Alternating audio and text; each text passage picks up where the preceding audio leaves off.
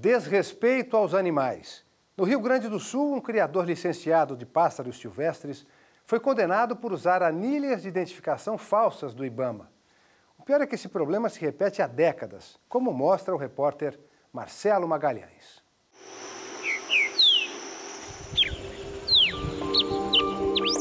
Trinca-ferro e cardeal, pássaros silvestres que deveriam estar livres na natureza. Deveriam, mas eles sofrem com a ação criminosa dos traficantes no Rio Grande do Sul. Esses pássaros são da última apreensão. Essa foi uma apreensão que chegou na semana retrasada. São em torno de mais ou menos 120 pássaros que a gente tem nesse recinto, no qual foram apreendidos aqui na região metropolitana.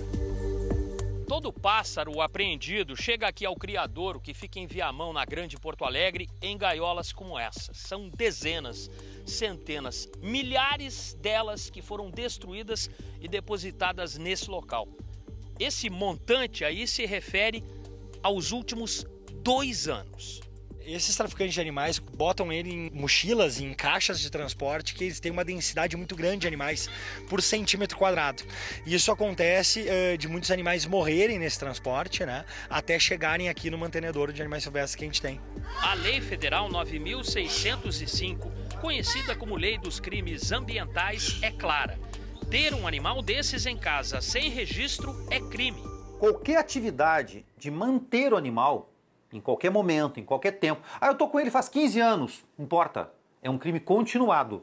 Era crime há 15 anos atrás, continua sendo crime hoje. Porque você não tem origem dele. Origem legal, é claro, né? Então, é esse o processo e é esse o problema. Num desses casos, um homem foi denunciado pelo Ministério Público à Justiça Federal de Lajeado, a 100 quilômetros de Porto Alegre. O acusado era criador licenciado do IBAMA. O que ninguém imaginava é que ele usava nas aves anilhas do Instituto falsificadas. Nós apreendemos em torno de 0,5% a 2% do que é traficado no Brasil. Isso é o histórico, 0,5% a 2%.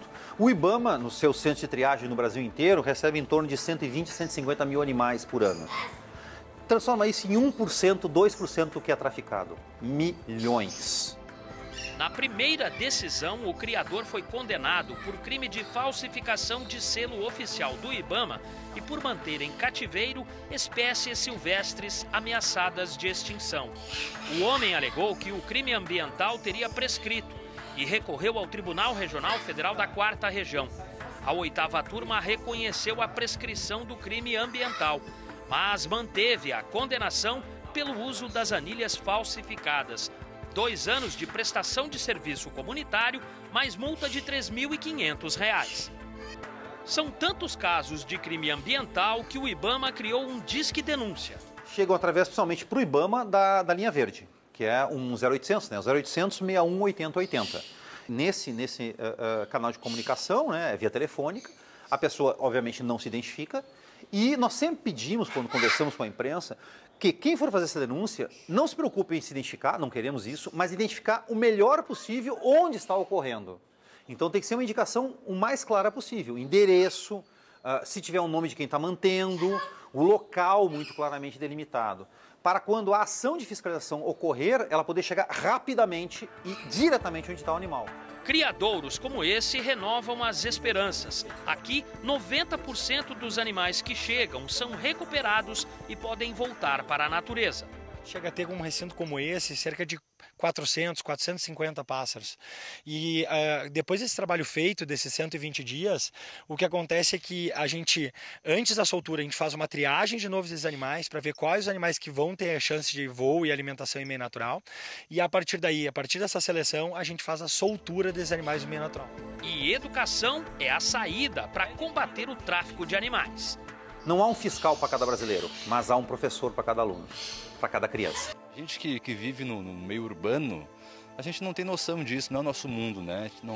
No dia a dia não passa pela nossa mente a quantidade de bichinho que é maltratado. O nosso guia estava explicando, eu achei bem interessante, bem legal mesmo.